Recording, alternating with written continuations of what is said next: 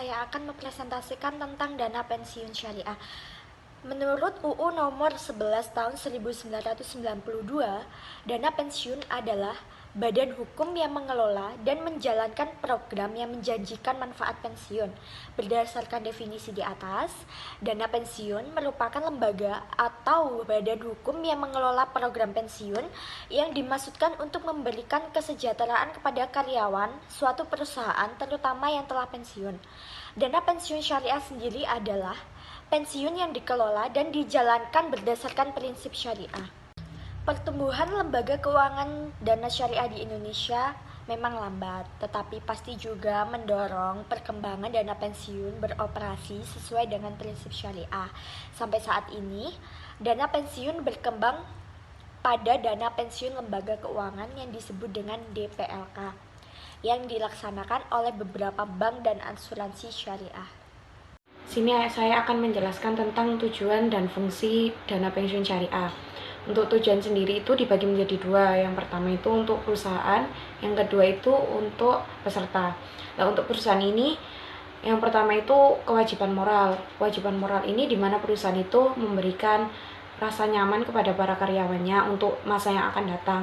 Jadi, walaupun mereka mencapai usia pensiun, dia tetap mendapatkan penghasilan. Nah, yang kedua itu loyalitas. Jadi karyawan tuh diharapkan itu mempunyai loyalitas terhadap perusahaan serta meningkatkan motivasi karyawan dalam melaksanakan tugasnya sehari-hari.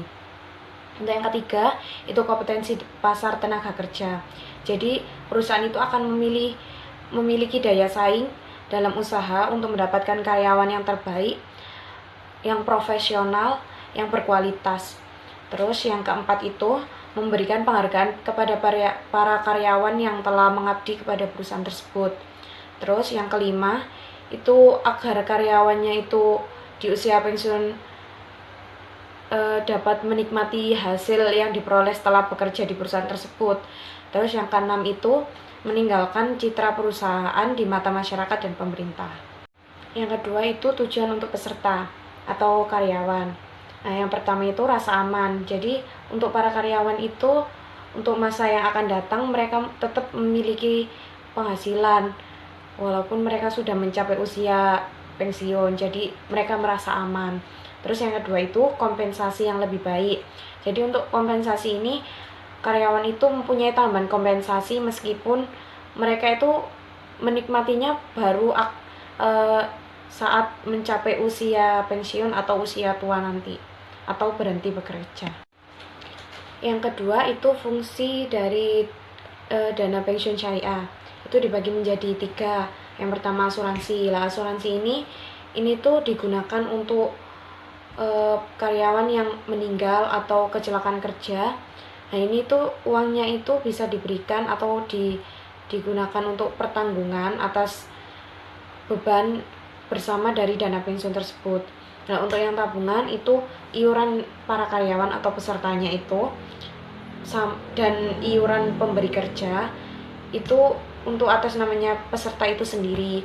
Jadi iuran yang dibayarkan oleh karyawan itu dapat dilihat setiap bulan sebagai tabungan dari para pesertanya. Nah, untuk yang ketiga ini pensiunan. Nah, ini tuh digunakan untuk seluruh peserta maupun pemberi kerja. Jadi itu pengelolaannya itu akan dibayarkan dalam bentuk manfaat pensiunan sejak bulan pertama usia pensiun sampai dia seumur hidup atau dia janda ataupun duda pesertanya. Selanjutnya ada jenis dana pensiun. Secara umum, jenis dana pensiun yang dapat dipilih oleh karyawan yang akan menghadapi pensiun antara lain sebagai berikut. Yang pertama ada pensiun normal, yaitu pensiun yang diberikan untuk karyawan yang usianya telah mencapai masa pensiun seperti yang ditetapkan oleh perusahaan. Contohnya, misalnya rata-rata usia pensiun di Indonesia adalah 55 tahun. Dan beberapa profesi tertentu dapat lebih lama lagi. Contohnya seperti guru usia 60 tahun dan dosen mencapai usia 65 tahun. Yang kedua ada pensiun dipercepat, yaitu jenis pensiun yang diberikan untuk kondisi tertentu, misalnya karena adanya pengurangan pegawai di perusahaan tersebut. Dan yang ketiga ada pensiun ditunda, yaitu pensiun yang diberikan kepada para karyawan yang meminta pensiun sendiri, tetapi usia pensiun belum memenuhi usia pensiun. Misalnya karyawan yang mengajukan tetap keluar dan pensiunnya baru dibayar pada saat usia pensiun tercapai. Dan yang keempat ada cacat, yaitu pensiun yang diberikan bukan karena usia, melainkan karena peserta mengalami kecelakaan sehingga dianggap tidak mampu lagi untuk dipekerjakan. Setelah itu mekanisme DPLK Syariah atau dana pensiun lembaga keuangan. Sejauh ini tuh DPLK ini masih sangat terbatas di Indonesia, hanya di beberapa bank dan asuransi syariah. Nah, umumnya produk DPLK Syariah ini merupakan salah satu produk penghimpunan dana yang ditawarkan oleh bank atau asuransi syariah untuk memberikan jaminan kesejahteraan dia di masa yang akan mendatang atau akhir jabatan para karyawan atau nasabahnya. Untuk prosedur yang harus dilalui oleh peserta program dana pensiun lembaga keuangan syariah ini umumnya itu pertama itu peserta itu merupakan perorangan atau badan usaha. Setelah itu usianya itu minimal 18 tahun atau sudah menikah. Setelah itu mengisi formulir pendaftaran. Terus setiap bulannya itu iuran 100.000, misalnya itu 100.000 dengan minimum jumlahnya itu tertentu. Setelah itu menyerahkan kopian KTP atau kartu identitas atau KK dan membayar biaya pendaftaran, membayar iuran tambahan berupa premi bagi peserta program dana pensiun plus asuransi jiwa. Setelah itu memenuhi semua akad yang ditetapkan oleh DPLK atau dana pensiun lembaga keuangan syariah. Setelah itu, para peserta dana pensiun lembaga keuangan syariah juga mempunyai hak. Yang pertama, mereka bebas menetapkan sendiri usia pensiunannya. Umumnya itu 45 sampai 65. Setelah itu, mereka juga bebas untuk menentukan pilihan atau perubahan jenis investasinya. Selanjutnya, melakukan penarikan sejumlah iuran tertentu selama masa kepesertaannya sesuai dengan ketentuan yang berlaku. Setelah itu, mereka juga mendapatkan informasi saldo bisa melalui telepon atau juga langsung ke tempat selama 6 bulan. Setelah itu, menunjuk atau mengganti ahli waris. Jadi mereka bisa mewariskan dana pensiunnya tersebut untuk keluarganya. Setelah itu, memilih perusahaan asuransi jiwa itu gunanya untuk memperoleh pembayaran dan pensiunan bulanan.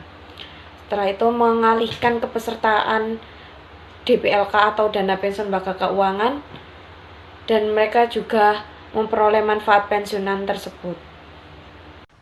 Selanjutnya ada kebijakan dan kendala pengembangan. Dana pensiun syariah memiliki potensi besar untuk berkembang di Indonesia dengan sejumlah alasan. Yang pertama, masih sedikit sekali proporsi masyarakat yang mau mengikuti program dana pensiun, kecuali pegawai negeri sipil yang secara otomatis menjadi anggota Taspen dan akses.